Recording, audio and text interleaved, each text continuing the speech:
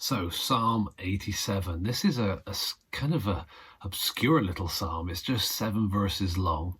It might sound familiar. Maybe you've sung the hymn by John Newton, Glorious Things of Thee Are Spoken, Zion, City of Our God. If you haven't, you could look it up. It's a classic.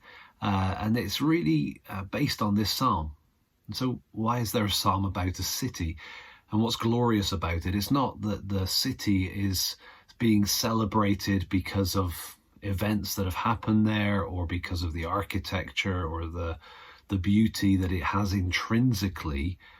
It's because of God. It's the dwelling place of God. And so as we look at this psalm, we'll just walk through the whole thing. It's only 7 verses. You get to see a couple of different angles on the wonder of who our God is. If you keep the question in mind, what is this telling me about God? It can become a really precious little psalm to ponder and think about. On the holy mount stands the city he founded. The Lord loves the gates of Zion more than all the dwelling places of Jacob. Glorious things of you are spoken, O city of God. What is it that's so glorious about the city of God? A place where God dwells. It's been certainly a focal point for Israel down through the years. It's a tension point in the news, or at least in the in the region politically today. But biblically, looking forward, there is this real sense that God's got a plan and God's working it out for the city of Zion, his city. Notice what kind of stands out as you keep reading. Among those who know me, I mention Rahab and Babylon. Behold, Philistia and Tyre with Cush. This one was born there, they say. And of Zion it shall be said, this one and that one were born in her, for the Most High himself will establish her. The Lord records, as he registers the peoples, this one was born there. What's going on? It seems a little bit strange.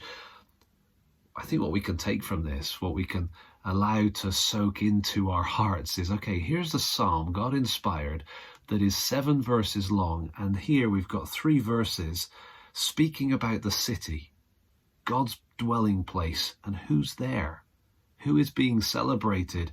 We've got all these references that are actually not Jewish. The people's plural.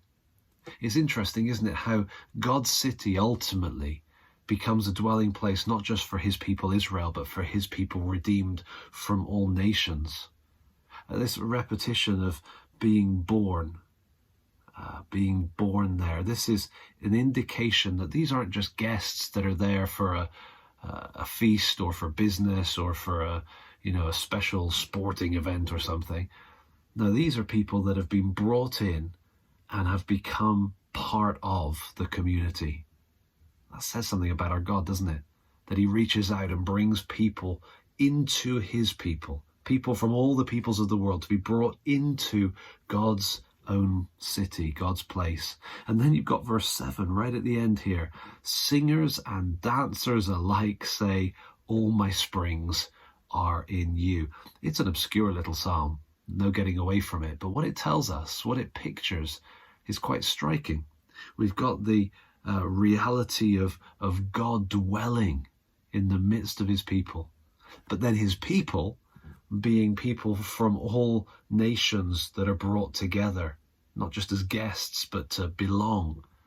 And then it finishes off with just the briefest little mention of the tone of the city. What's the tone? It's joy. Singers and dancers and celebration. I don't think that's actually such a bad psalm after all. I never said it was. Obscure, yes, but it's worth pondering. The dwelling place of God, where all nations are welcomed and integrated to be part of his people, characterized by profound joy. There you go, Psalm 87. Have a read through. You could read it a few times. It's very short. And then maybe share something with someone else that can encourage them too to appreciate the kind of God that we have.